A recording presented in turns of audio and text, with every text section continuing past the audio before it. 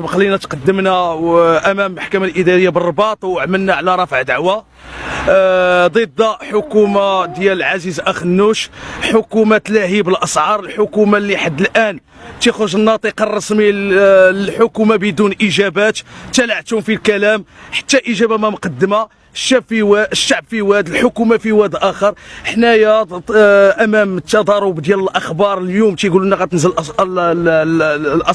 الاسعار ما كتنزلش.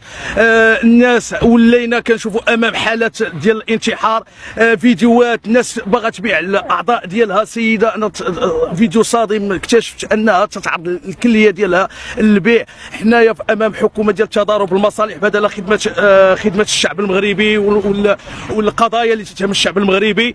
تقدمنا اليوم جينا باش نشوفوا مآل الدعوه اللي سبق الناس قدمناها ضد حكومه عزيز اخنوش، ضد الشركات ديال المحروقات، لان